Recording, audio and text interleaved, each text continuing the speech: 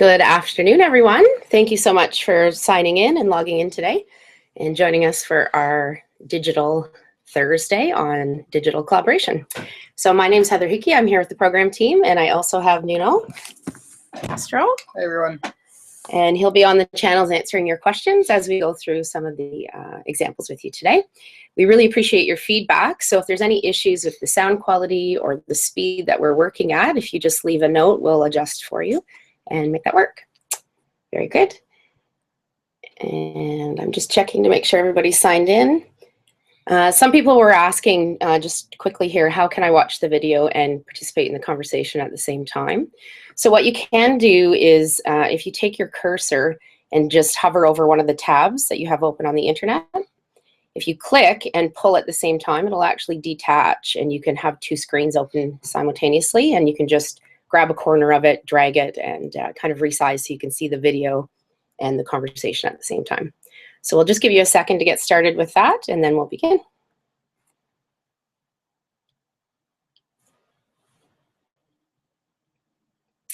Okay, so we're going to be working back and forth from this screen where you can see me, and I'll also be screen sharing so that you can see what I'm clicking on and what I'm doing at the same time. So just bear with me as we flip in between screens here.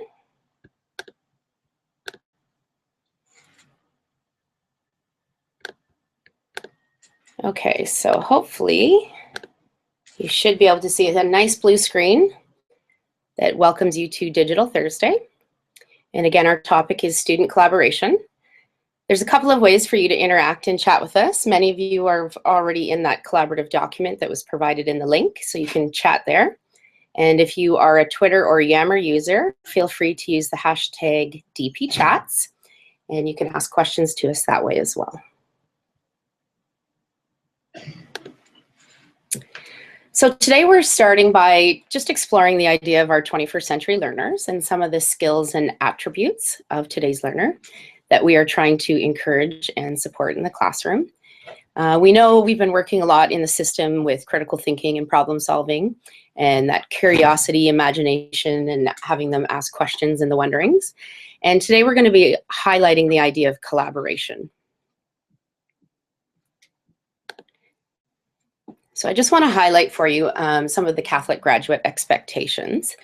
Two of them lead themselves quite nicely into the collaboration. So the idea of being a collaborative contributor who's finding meaning, dignity, etc. And the idea of having effective communicators. So not only in person, but also now moving into that digital platform. So the first tool I'm going to talk about today, and some of you might be familiar with it, is Padlet. Padlet is essentially a virtual wall or bulletin board that allows students or teachers to express their thoughts on a topic. Essentially, it works very much like a bulletin board. Instead of having Post-its and chart paper, now you have a virtual board where students can comment. But we can also now have multimedia included into their ideas and thoughts. So whether they want to add an image, a video, a text, or a link to something that you're talking about, it allows them to do that. So with Padlet, teachers will need to create an account at padlet.com. Students, however, will not need to create an account. In fact, for students in elementary school, they're not at that age to have access to the accounts there. So what I'm going to do is I'm going to come out of here, and I'm actually going to show you and log into a Padlet. And let me just find where I had that open. Here we go. So I've created an account, so I already have it open here. You can see I have many Padlets kind of on the go. So I'm just going to start by showing you how to create a new Padlet. And again, it's just padlet.com. So you'll see up here in the top right-hand side where it says New Padlet, you're just going to click that. And automatically I get this kind of empty space that's here. And you'll notice to the right-hand side that you have a toolbar with some options. If you come right down to the bottom where the little gear is, you can click there. And the first thing it allows you to do is enter a title and a description of your Padlet.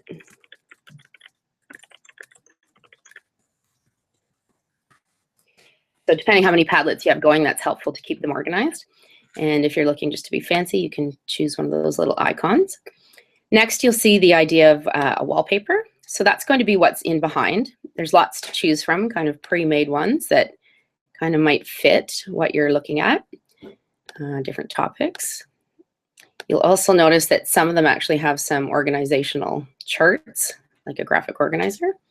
And at the top here, you can actually add your own. So if you were working on a specific inquiry, perhaps in a particular topic, you might enjoy having a picture in behind that kind of matches your theme. The idea of the Padlet is students, once we give them the link, would just come in and double click, and you'll notice that a little box just appears.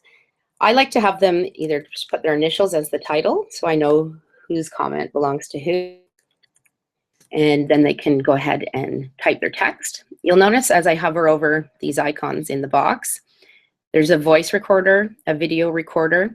This plus will allow you to add a link, and you can choose pictures from your camera roll or take a picture if you're on a tablet, and upload documents as well. So depending on the grade level you're working at, it might be different options for you there. And again, if you are working with one of the iPads, you also have the speech to text feature built into the iPad. So they would be able to use that as well. And you as the teacher have control to kind of move these around. The students do not. And if you want to delete a comment, you just hover over the garbage can, click, and it will delete it. I'm going to come back over to the little gear. And when I click there, I just want you to notice there's an option here for layout. And you have three choices. You have your free form, your stream, and your grid. So depending on your use, but if you do want to move them around, you'll need to keep it in free form. Stream will just line them up in order, and grid will just maximize the space for you. So depending on your use, you may want to choose any one of those. If you look underneath that, there's a privacy button. The first two choices require people to sign in with an email, which we don't want to do with elementary students. So I like to choose the hidden link. And by the hidden link, it will generate a link for us that we can just provide to our students, whether we just write it down or we put it into a shared document, which I'll share with you later, how to do that.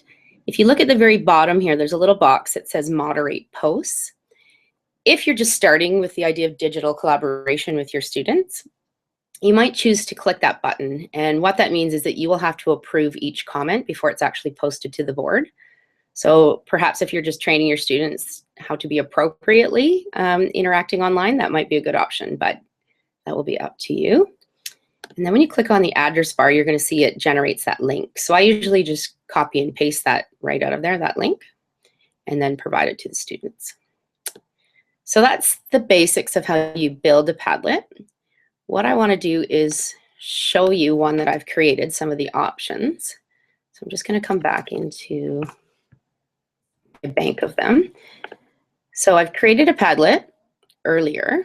And as you can see, what I've done is for the background image, I chose a graphic organizer, the Venn diagram, to set as that background wallpaper that I showed you when you come into the modify wallpaper, add your own.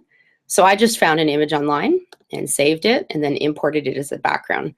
And I kept the layout in freeform, which allows me to actually move those comments around. And I labeled my Venn diagram just with pictures, which I thought would be fun for some of the elementary students. And I'm just going to show you quickly a quick way how you can do that. So when you double click, if you notice you can add that link, you can either copy and paste a link from an image, you can upload it here, or if you're on a tablet, you could actually take a photo of something. So if you were doing a shape walk with some kindergartens, or something like in that nature, you might actually have them take photos. So just a different way maybe than you've seen Padlet before is to make use of that wallpaper to import graphic organizers. And just to highlight for you, I often go to this site. It's called Holt Graphic Organizers. And it just has a variety of free graphic organizers. You can see the variety in here. And all I did was double click on it, open it, and take a screenshot. So if you're working on a Windows-based program, if you hold the function button and the print screen, it will actually take a screenshot of that for you. If you're working off a Mac, it's the Command-Shift-4 will do the same thing for you. and then you can, it'll save it as a picture, and you can import it that way. So you can imagine the possibilities of using all different graphic organizers in here to help kind of organize that. And again, depending on which grade you're teaching, you may stick to having just the students put words in, but they may also import videos or links depending on the topic that you're looking at. Okay, so that's Padlet in a nutshell. And again, feel free to leave us some comments if you need us to review any of that a little deeper with you. So just as we move further into the idea of student collaboration, I just have a really quick little video for you, and I'm just going to play that now. So we'll join you back here in just a moment. The teacher doesn't just throw control to the students and say, let me know what you figure out. She really has to plan ahead of time. She has to figure out how to group the students so that they're the most productive. She has to scaffold their work. So she provides hints or clues or templates, worksheets if necessary, to kind of show them what they need to do first, what they might consider doing next, just to teach them how to work together. You know, teamwork is not something that comes naturally, especially for younger students. They really need to learn how to do that. So we would have an anchor or a set of expectations about what kind of language would be used, what the roles and responsibilities are for each person in that group, and what are the processes for asking further questions or clarification. So you serve one trail mix and give out stickers. I do two trail mixes. I'm doing Brent does the questions, and then I do the stickers. Other stickers. So when students are working on projects in different groups, it's difficult to get to all of them at once, and they may really need you. So my first strategy for that is teaching a child how to use each other, teaching them how to talk to one another. And so here we call it accountable talk. So what are ways that you talk with each other when you disagree? How do you do that in a respectful manner to continue to collaborate with each other and keep the project moving? Also, I do a lot of tabletop directions. If I have short directions that they need to get through, or a checklist, or an agenda, they have to get through so many things by the end of the day or the end of the week, instead of raising their hand and asking me and I have to run back and forth, it's right there in front of them. So it's really the art of facilitation. The teacher would not be at the front of the room directing instruction, but instead she is choreographing instruction. So she's like a conductor, and she would go to all the different tables and groups to ensure that each group is working in harmony to achieve that goal at the end.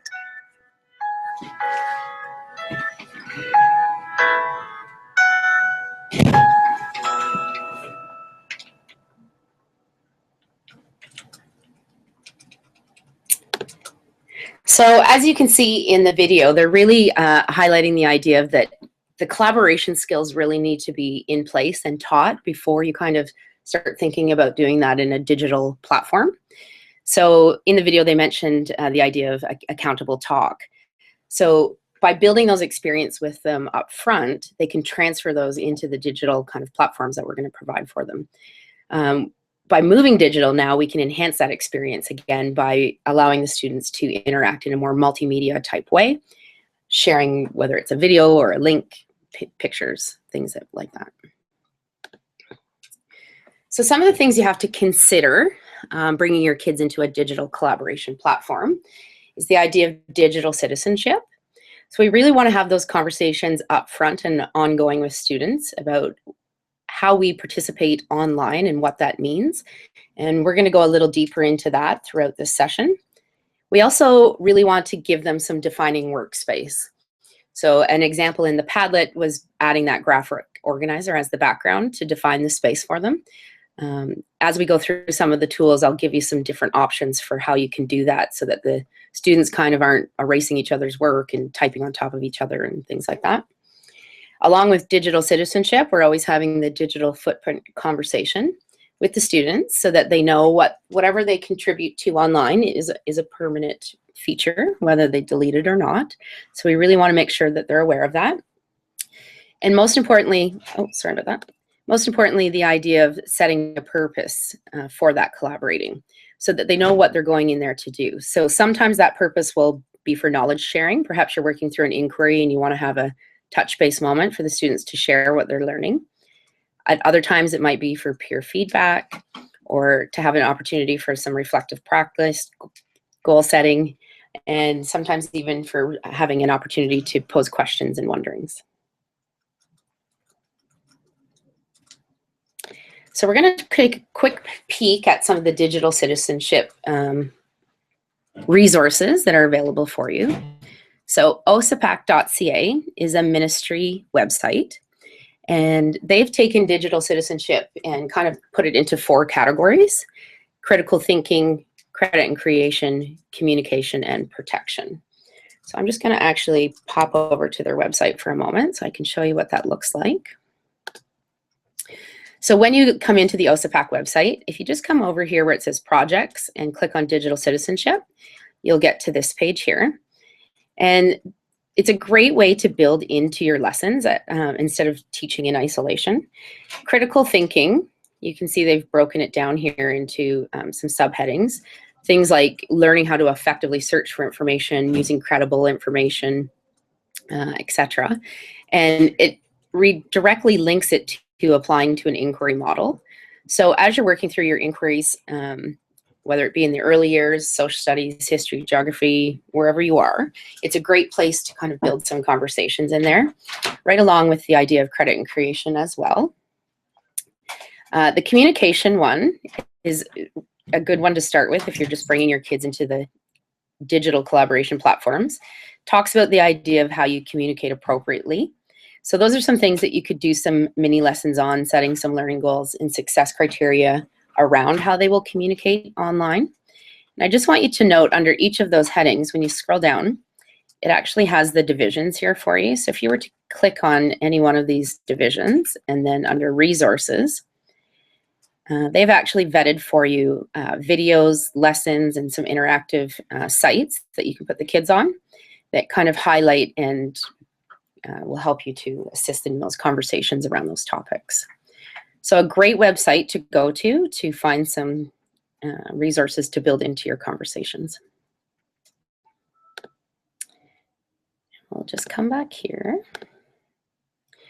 So the digital citizenship, again, you want to have those conversations up front, but again, ongoing as you are always working through those things. So one of the first tools we're going to talk about with you today is some of the features within Office 365 that you can use. So we're going to show you how to create groups with your students in collaborative groups, how you can easily share files back and forth, and using some of the products that allow students to simultaneously collaborate in the Microsoft Word, Excel, PowerPoint, and OneNote. So any of you that have clicked on our document today and joined in our conversation, you are collaborating with us within one of the Word Online documents. So we're going to go ahead and show you how to set that up with your students. So I'm just going to come back out. And I'm going to come into Microsoft Word here for a minute. Before I do that, actually, sorry, just want to make sure that you know how to get in there. So if you haven't logged in yet or haven't had your students in, just a quick review that when you're at school, you'll just type dpcloud in your browser. If you're at home, it's dpcloud.dpcdbsb.org. So students and teachers have access from school or home. Your login and for staff and students remains the same as how you log in now with your login and password. And I'm going to flip back out and show you how to get in there now.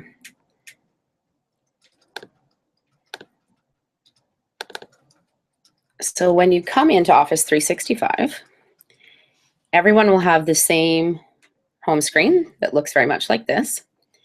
And what we're going to do is start here by coming into where it says People.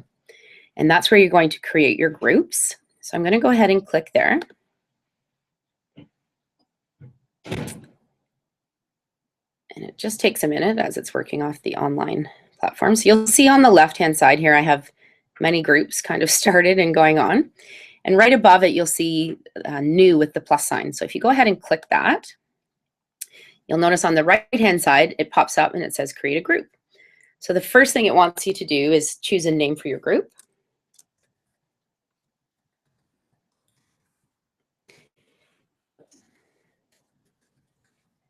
as I typed that, you'll notice that it popped up green available. As long as no one else on the board has chosen that group name, you'll be able to use it. But obviously, if someone else has chosen it, it will pop up red, unavailable. That just prevents you from confusing whose group you're interacting with. And then where it says description, you might end up with multiple groups going on like I do. So adding descriptions will be helpful to you to remember what your purpose of your group is. You'll probably initially start by putting all of the students in your class into a group as an easy way to share files with them and links. But as you go on, you may create smaller inquiry groups or different groups for different purposes, and that will help you just sort those out. Right underneath there, you're going to see where it says privacy. This is an important feature. By default, it's set to public. That means that anyone in Deaf and Peel will have access to your group. So you might want to make sure that you click there. I like to choose private when I'm working with just my students. No one else really needs in there. And then at the top, I'm going to come back up to where it says create. So it's going to generate that group. And then it's going to ask me to add members who I want to add. So to add members, you can add staff or students into your groups. And all you need to do is either type in their first and last name or their employee numbers or student numbers. So I'm just going to go ahead and add in my colleague here, Sarah. And it may take a minute to search through them because I've added her before. Her name comes up quite quickly. And then I would just click that and you'll see she's added, and I can go ahead and add each student or each member of my group. It actually works a little bit faster for the students if you use their student numbers. Their names will work. The only complication at times that comes up is sometimes there's two students in the school board with the exact same name, and it becomes a little bit confusing as to who is who. So by using their student number, that eliminates that problem. So once you've added your members, you're going to come up to the top here where it says add and click that. Keep in mind you can add members later, but you cannot change whether your group will be private or public later. So you want to make sure you make that decision up front. And now it's generated this little group. So this actually provides a collaborative space right in your group, which is kind of nice. And it's in Office 365, which is a Deaf and Peel site. So it's protected and private, which is really nice to have that privacy piece. So if it's here to start a conversation, you can actually just type in the box and you can send a message to your group and they can respond and interact there as well. So if you're perhaps using this to start a particular inquiry, if it's an inquiry group, if you have students maybe collaborating on a project together, they can converse back and forth in there. You can also add files right to this particular group. So when I click that, it just takes a minute and it kind of goes through all the files in your OneDrive, your cloud space, that anything you've attached to your group. Now, of course, I've just created this group, so there won't be anything there. So it will be empty, but anything that you upload into there, so you can see there's a little upload button here. So if you click that, if you have any files, you could go ahead and just click those and upload them. Or if you click the new button, you can actually start a new document that will save it right into your group for you. And will allow you to do that. And I'm just going to come back out of there for a moment.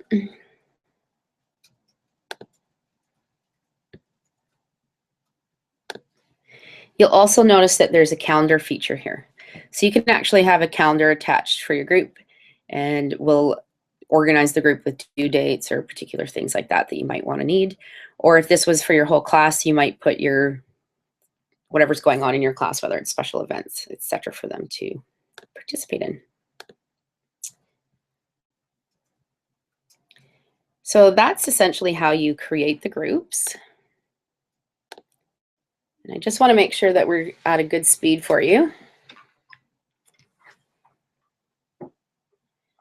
We just have one question coming in about how we upload that file. So I'm just going to show you that one more time. So if you come into where it says group files, I'm going to go ahead and click there again. And you'll notice there's a button here that says upload. So as soon as I click that upload button, it's asking me which file would you like to upload. So if I click choose files, it's going to go through your computer, and like anywhere else, you will just click on the file you want uploaded and it will bring it up. And then it would list it here in a list of files. You can use just your students' names. Yes, if you start typing their name, it will search through all the Dufferin Peel students to find their names. Again, the only issue at times is if there's 2 students with the same name. So sometimes that gets confusing, but you can give it a try, and if there's nobody else, then it won't be an issue. Otherwise, use their student numbers, which you can get from the office. Okay, and we're just going to come back here. So that's kind of explained to you how to generate the groups.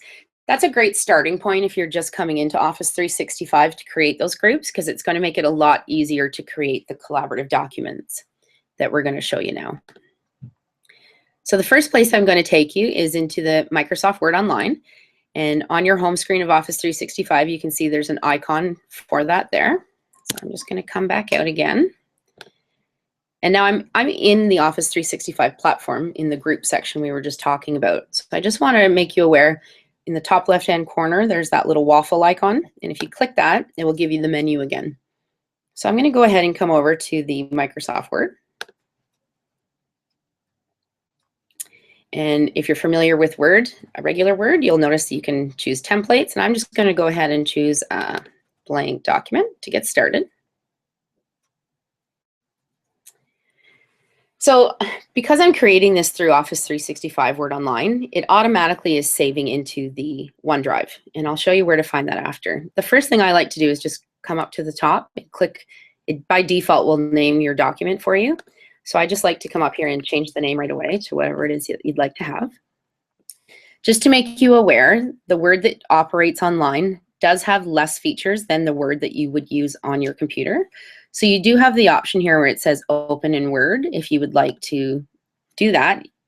And it's not going to do that for me right now because I don't have it open, but it would pull it down, providing you have Word on whatever computer it is you're using. So if you're using a school computer, that would not be an issue.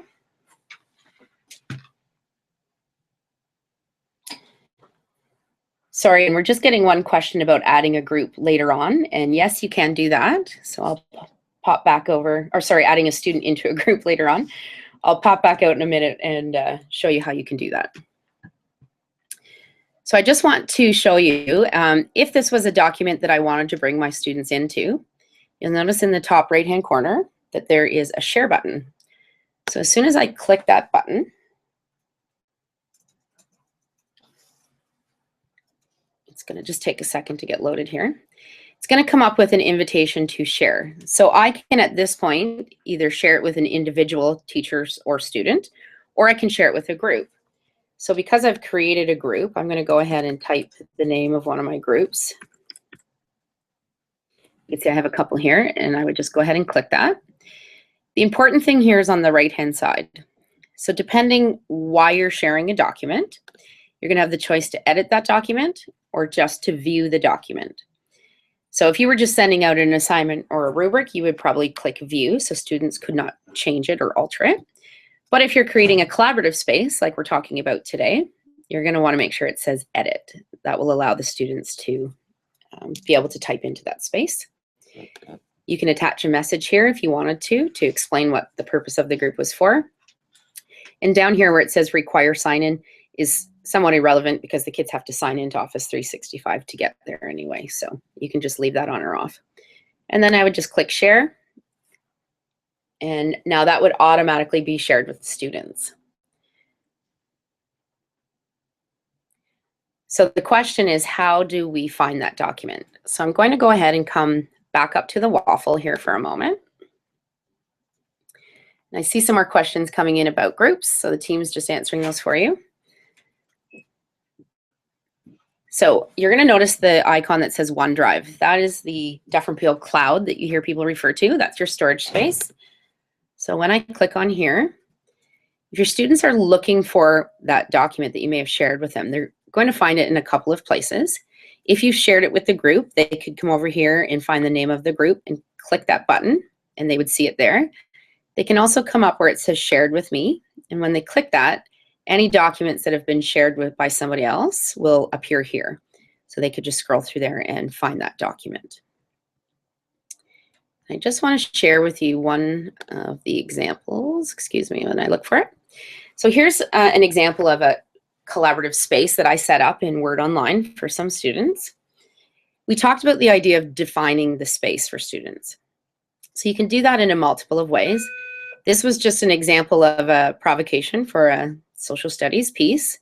So the students were given an instruction and then given the photo to examine. And what I did is I just entered a chart, and just very similar to Word, if you go to Insert Table, you can draw that table. And now it gives the students a defined space. So instead of them kind of typing all over each other, they can click in the box, type their name. And the great thing is as they type, that box will expand for them. So it doesn't limit them to having to stay in a teeny tiny space. You can actually work through that way. So that's one option for you. Another option, and I'm just going to start another one here for a second. If you're just looking for a really quick way, again, sometimes I'll just put in a table with just one column like this, and I'll just ask the students to start with their first name, click an empty box, and start typing away. And again, it's just a quick way to define the space for the students until they get used to sharing a collaborative space with each other.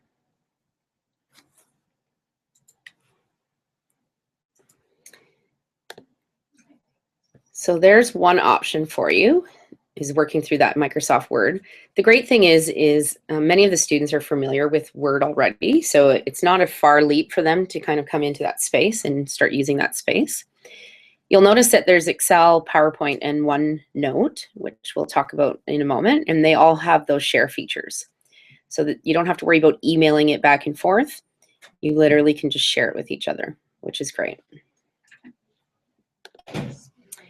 So I'm going to take you into the PowerPoint so you can see what that looks like. And again, I can just come up to the waffle and I can choose PowerPoint Online. And very much like regular PowerPoint, you can either choose a blank presentation or a template if you like those. I'm just going to go ahead and click that blank one. So again, looks very similar, just like we talked about in Word. I'm going to come up here and rename that right away.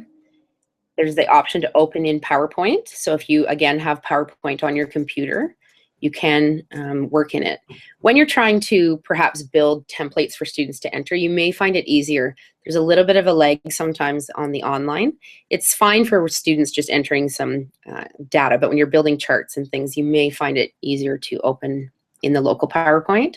And then when you save it, there'll be a button that says sync, and it'll just put it back into the cloud for you, which is great. Again, you'll see the share button up on the top right-hand corner. So by clicking that, just like we showed you in Microsoft Word, you can share with a group or with an individual. And I have created an example. Let me just, sorry, find it here. There we go. Oh, that was not it, sorry. As I'm clicking through everything, here we go. Okay, so I'm going to show you how I set this up. Again, you're looking to define the space for students.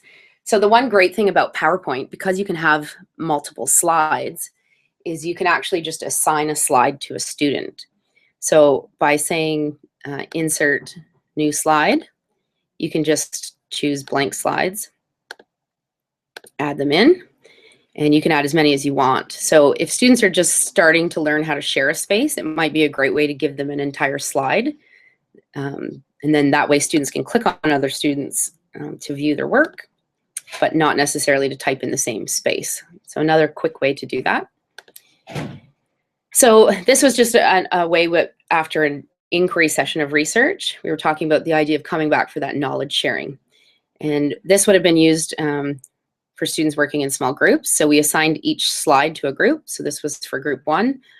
And we simply just asked them to come in here and share 2 new facts they learned from their research that day, a new question that they had, and one of the websites that they would have found useful, because this was following the end of our research block. So just a really quick way to do that. I also want to highlight, once you're in here, you're going to notice under Insert and under Comment, if I click that, it actually allows me to leave a comment. It doesn't interfere with the text. So I can leave a comment for students, or students can leave comments for other students in here. And what you'll notice as it generates that comment is it doesn't actually appear in the text. What it does is it just puts a little icon. So the student knows that there's a comment there for them. And when they click on it, they will be able to read the comment, and you can actually reply to my comment or to each other's comments within there, which is great. So you can have a side dialogue going on about what's on the slide without interfering with the text that's on the slide. So that can be really helpful for giving some descriptive feedback to your groups. And if you were having each student do their own presentation in their own, you could use that as well to give some feedback. So that's a great little tool to include there. So again, works very similarly, the Word and the PowerPoint. So I'm going to go ahead and move forward. And we're just keeping an eye on the comments coming in. If we're moving too fast, please let us know, or if we're going too slow. So now I'm just going to highlight for you the idea of the Microsoft Class Notebook.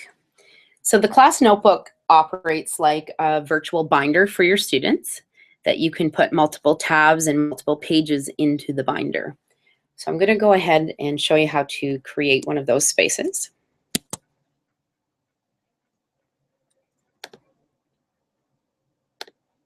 So again, I'll come back up to the waffle. You're going to notice there's a OneNote and a class notebook. Those are different. The OneNote would be for an individual notebook that you're not sharing for anyone. Often teachers will use that for documentation of their students' work. The class notebook is where you're going to create, bring your students in. So I'm going to go ahead and click that.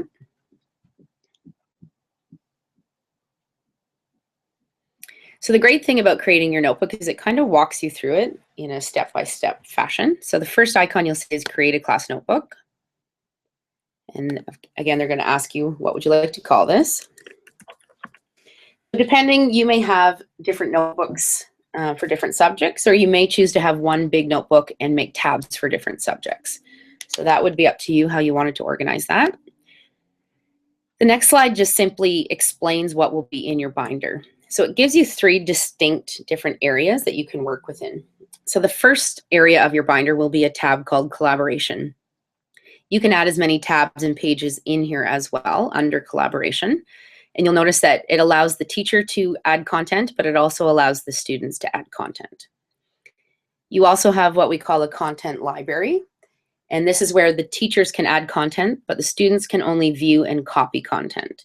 So a great place to post assignments or rubrics or things that you don't want students to alter. And then there's also a section for student notebooks. So each student will have their individual page within or section of this notebook with multiple pages. The teacher can edit and comment in here, and the individual student can edit and comment within their own notebook, but they won't be able to see other students' notebooks. So it's a great way for you to be able to give individual feedback in that area.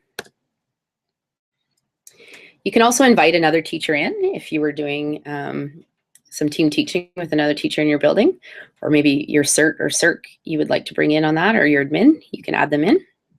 And again, you're just putting in their names or student numbers to do that. Here, if you've already created a group, what you can do is add that in.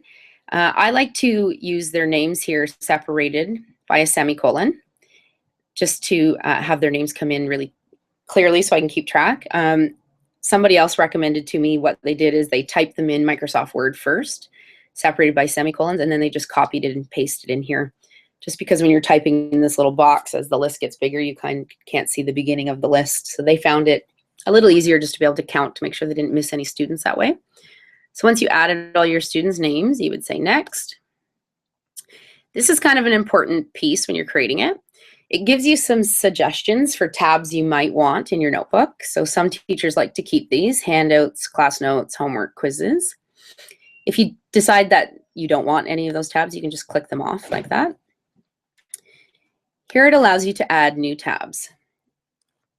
So you might have a math tab, however you decide to set it up. Maybe this is just a math binder. You might just put the different strands in there, however you want to do that. The important piece of information at this point is to know that once you create this and hit next, you won't be able to add more tabs later. So you want to make sure you think through what tabs you want on there. But what I kind of recommend is just to put a variety of blank ones in there, because you can change the name of the tabs later, but you just can't add more. So, you know, think through it, add in what you might want, and then add some extra tabs later. You can always delete them, but you can't add them. That way it just provides you with a little flexibility as you move forward. And what it's going to do is it's going to preview your notebook so you can see what it looks like. And then you're going to say create, and it'll take just a minute to build that notebook.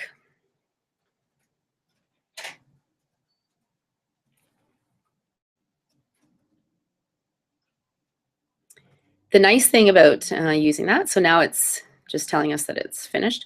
The nice thing about using this is that students can access it from home. If they are bringing in their own device, they can access it from that device.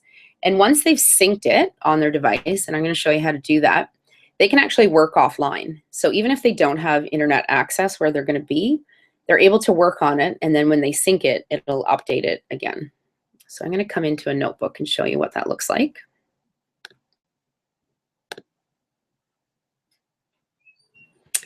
So what I've done here in this notebook, so you're going to see that there's my collaboration space and the content space.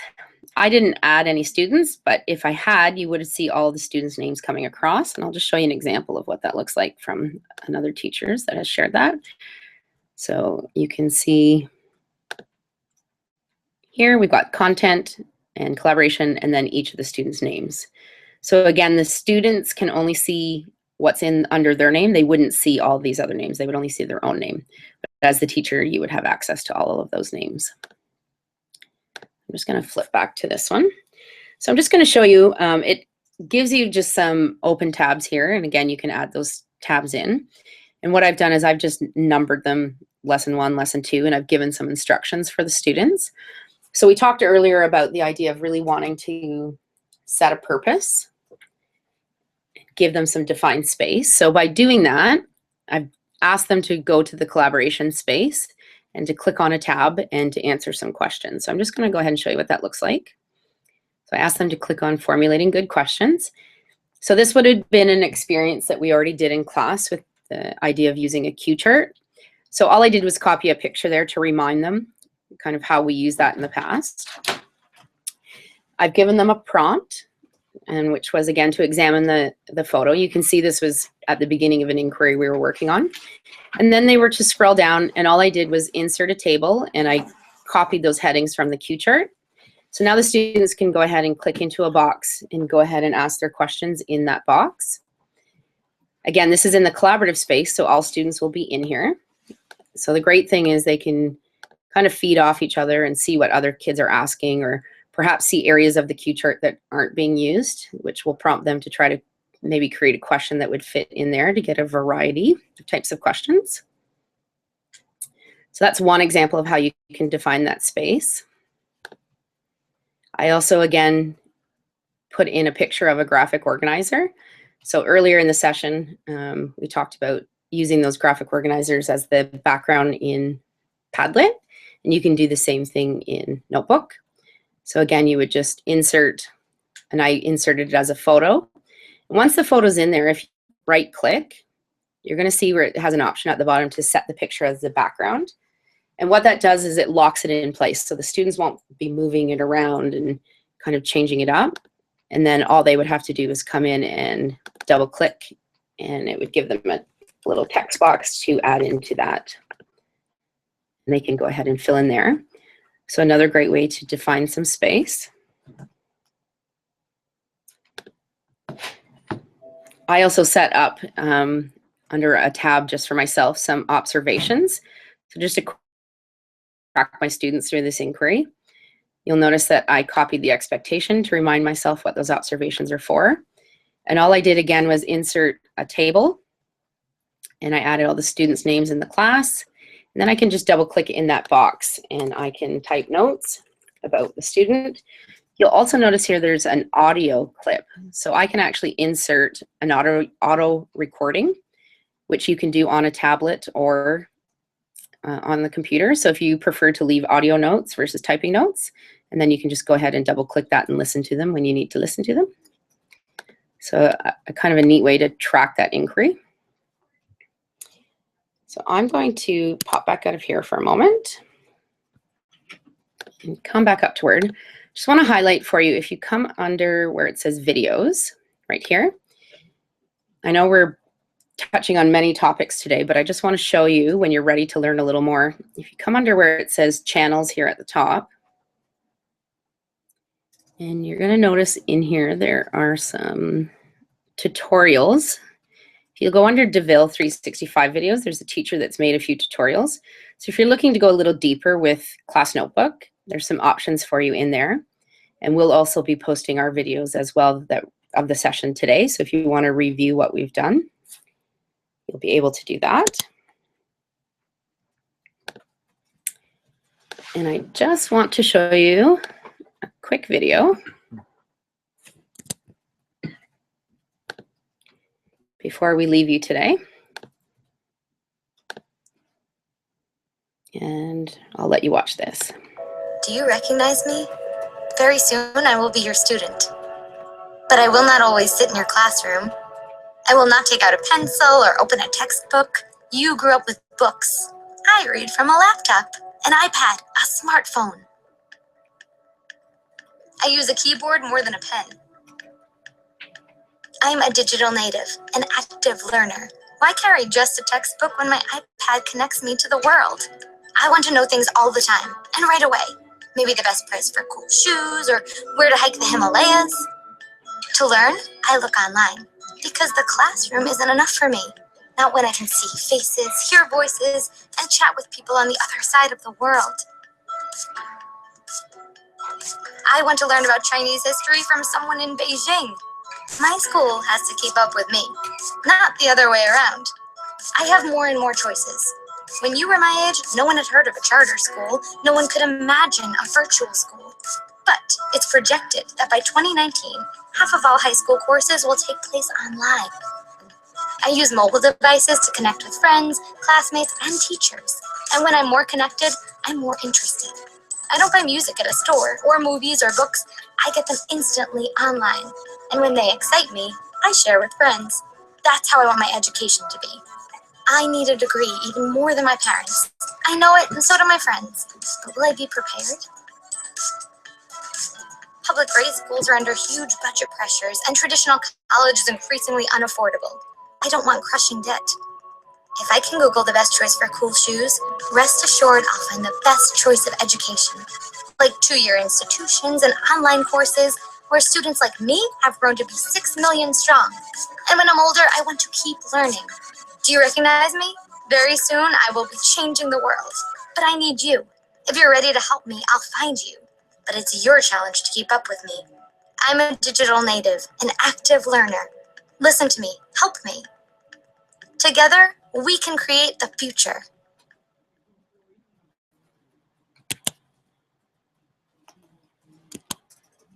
So I just noticed there was a question coming in about how the students copy things out of the collaborative space. So I'm going to quickly go back to my notebook for a moment just to show you that. So any one of the tabs at the top, if you right click on it, you're going to see there's an option to copy section 2. So if I click that, it actually comes up with all of the sections. Now, again, I'm the teacher, so I can see all their names, but they would just see their name. And then they would just go ahead and click their name, click copy, and it would copy it into their section for them. So I hope that addresses that question. So I'm just going to pop out of here again.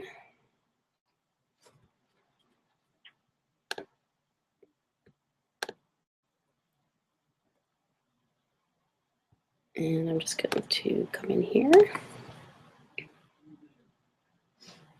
Okay, so I know that was a lot of information in a short amount of time. Again, we will be posting this video under the video channels. And if you look for the channel DP Chats, hashtag DP Chats, you'll be able to see this video. It should be posted up there by the end of the week. So you can always rewatch it.